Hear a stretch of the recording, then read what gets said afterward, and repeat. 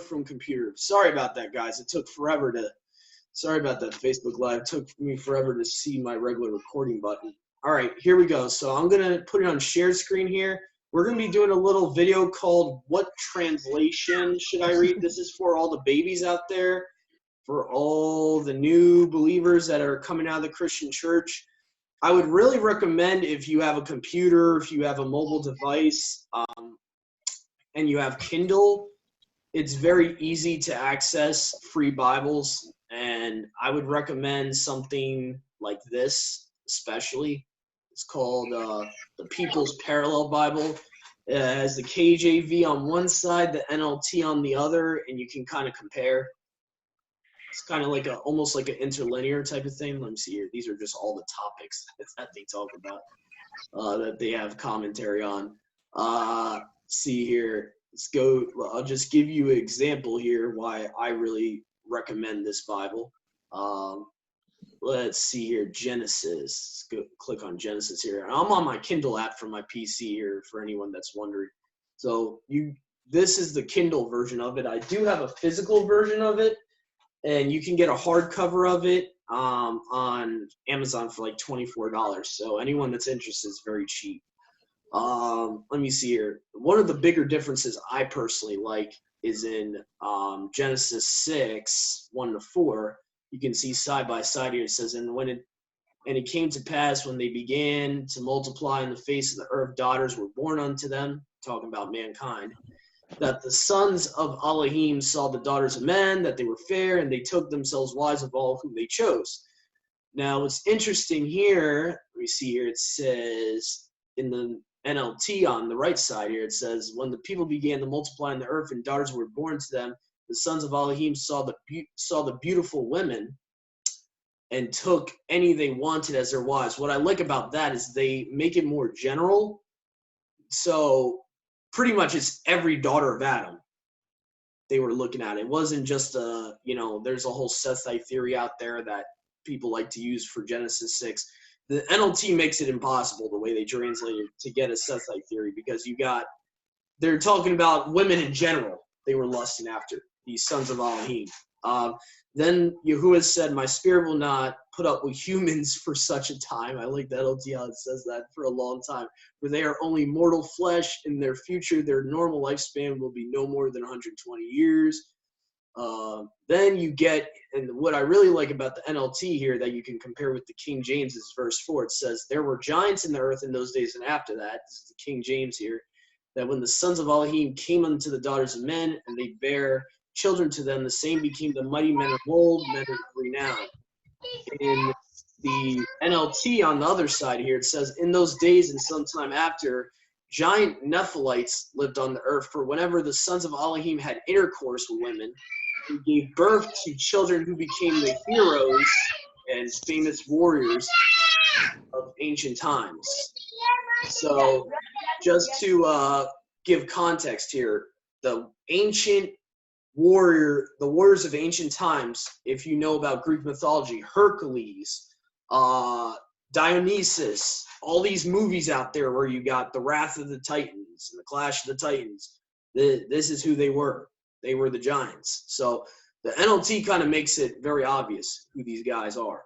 So I really recommend this Bible for multiple reasons, and that's again, let me just show where it's called the People's Parallel Bible. You can also get the Jubilee Bible for free off of Amazon for Kindle. It's a really great one too. I like it's very close to the 1611 King James in accuracy. If you're just new to Torah and you're not ready for the restored name versions, I would recommend the Jubilee 2000 Bible. It's like Brother, I said, yeah. I have a question. Now, do you suggest that we would download that onto a flash drive? Can we? Can we not, in case something? I think for legal issues, I don't think they allow you to put it on a flash drive. Well, actually, no. Let me not misspeak. Hold on a second. I'm gonna go to my share folder and see if there's actually like a file of this Kindle stuff. Let me see here. I'm gonna go to my share folder real quick. I don't know if that's on the screen or not. If you can see that. Let me see. Let me go to Documents. where would it be? It would be under Kindle. It would be under Kindle. Let me see here. It should be under documents. My Kindle content. Okay. Yeah, I mean, you technically can, as you can see here, I have my English LXX 2012 Septuagint right there. That's in that folder. So I'm guessing you could back it up actually to a flash drive. But either way, Amazon allows you to download these Bibles that I was showing here for free off of Amazon.com. So anyone can get these for free. It's completely legally for free. Also, I got this. Let's see, what other ones were for free? LXX Septuagint 2012 is for free. I can give links for that. The Targums I had to pay for, so you have to pay for the Targums, but I wouldn't recommend the Targums for a beginning believer. Definitely not, because that's you definitely want to get grounded into that. So let me see here. I would recommend, though, any of these are decent, like the Parallel Bible, that Bible. And if you're big into eSword and you want to get eSword, let me just show people what eSword is here for the viewers here.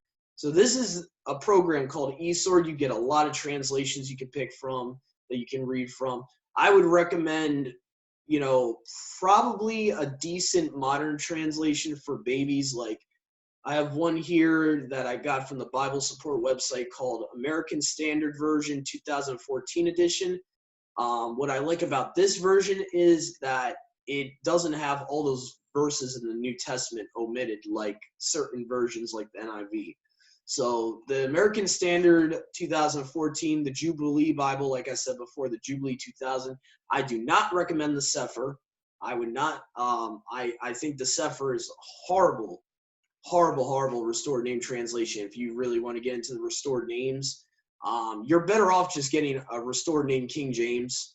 I mean, it's really the same thing. It's like Stephen Pidgeon took the restored name King James, which, mind you, the restored name King James goes all the way back to 2014. They had an edition of it. So obviously he had to use their stuff for him to make the Sefer.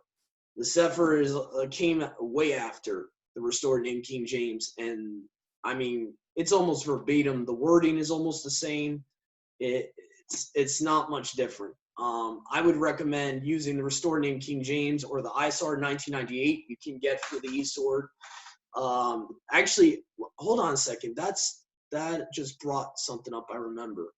The ISR website, they have a EPUB, free EPUB version of their 1998 version. Now, I would recommend, if you want to buy, I would recommend Scriptures 2009 if you want to buy the Scriptures, because it's like the basic paperback is like $15.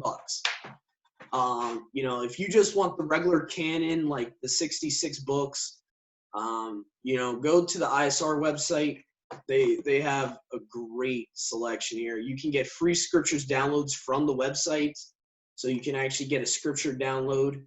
And here's the one I was talking about, the 1998 for EPUB format for your computer, so you can actually get a free TS 1998. I recommend that. And then obviously this is another program I have too on my computer, the Word Bible software, which I like. My Sword, obviously, for the Android. It's a great resource too. So yeah, that's what I was going to tell you, that I do have mine on my phone. Have you also heard of the Word Searcher? No, I have not. I pretty much have the major ones like the Word, eSword, Bible Discovery, most of the really popular ones. I've never heard of Word Searcher. That's one I've never heard of. But I would recommend, let's see, what other Bibles would be really good for someone that's starting out.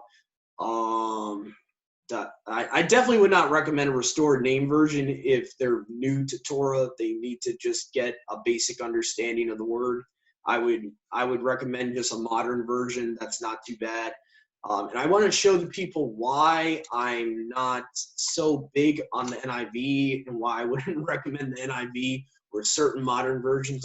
I'm showing you my Instagram right now. because I have a chart here eventually I want to print out and hand out to people and witness to people with about, Christians that use NIVs and NASBs and all that and all the modern ones. Right here, this is the problem with having an NIV. You got about 17 verses omitted out of the New Testament. And all these talk about important things. Acts 8:37 is one of the most important ones. It's what's the prerequisite to get immersed, to get baptized. They leave that out. It just says, if you mayest. It has verse 38 in the NIV, but not 37. 37 is when Stephen says to the eunuch, he's like, do you believe? And he's like, I believe that Yahusha is the son of Yahuah. And he's like, then you may get immersed. But without knowing that he's the son of the Father, you dipping yourself in water is not going to do anything. So without you acknowledging that he's the son of the Almighty, there's no, you can dip yourself physically in water all you want. Without verse 37 is pointless. So that, to me, that's a big one to be omitted. And it's not just NIV here. You can see the NASV, which is an acronym for the New American Standard Bible. NCV, I have no idea. I think that's the New Century Version, I think it's called. New Revised Standard Version doesn't have those verses. The Revised Standard Version doesn't have those. So I would really recommend, if you're able to, read from a Bible like a 1611 King James or a modern King James even, just because they have key doctrinal New Testament verses in there. I'm trying to think what else. Trying to think if I don't want to be really forgetting anything. Now, if any of our brothers and sisters that are not babies that might be watching, and I also want to share about the Septuagint, and the Septuagint, especially if you're not a baby and you're seasoned in the Word and you would like to go deeper for a pure understanding of the Scriptures, I would really recommend here the Brenton Septuagint. I have a link to an actual free PDF full version of the Septuagint with Apocrypha.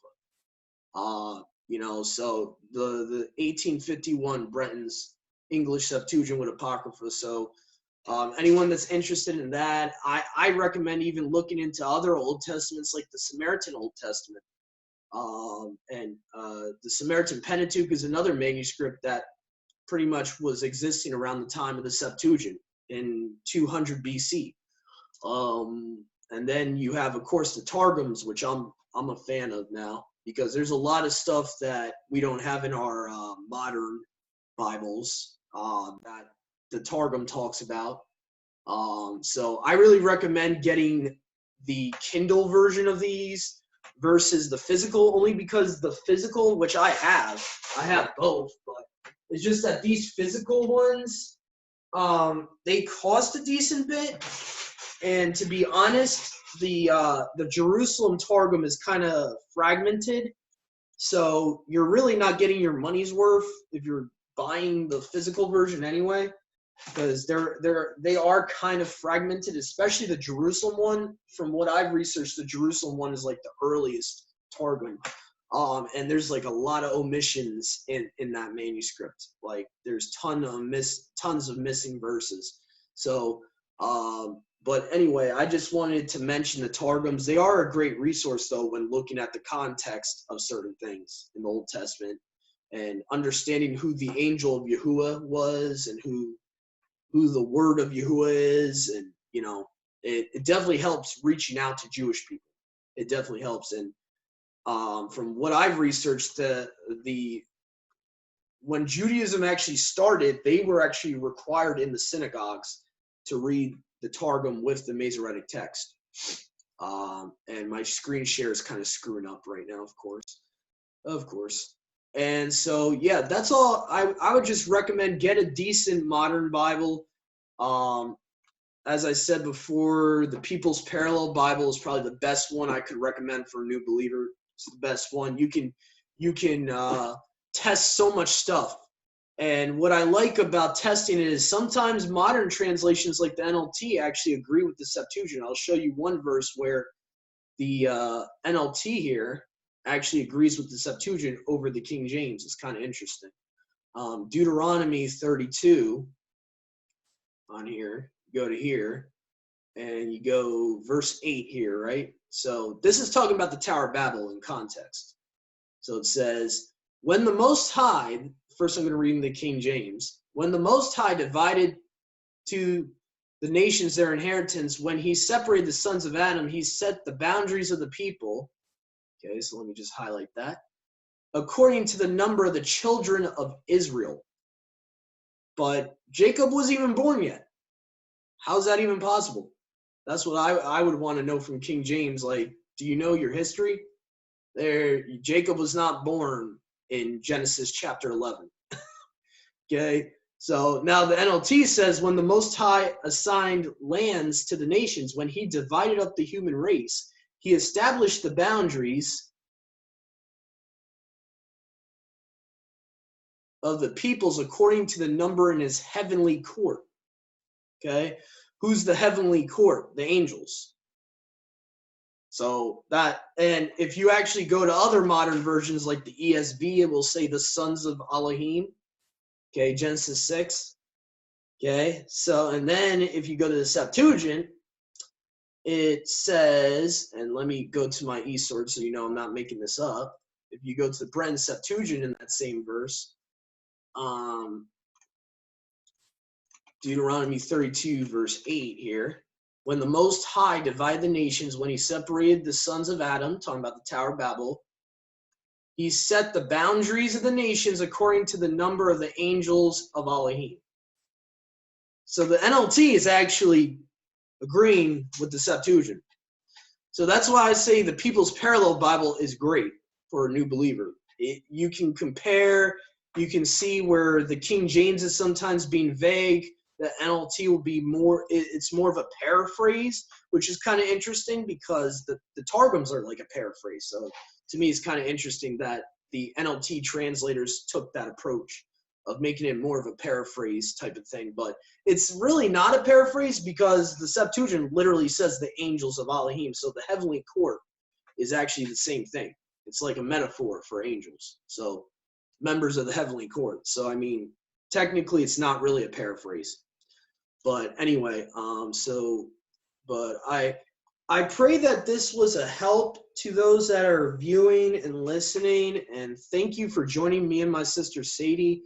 I really wanted to put a new updated video out there for the new baby believers out there that are leaving Christianity, that are leaving other religions even, that are coming into this walk and coming into the belief of the full Bible is applicable to our daily lives. So thank you for joining us. Until next time, shalom. Shalom. What time do you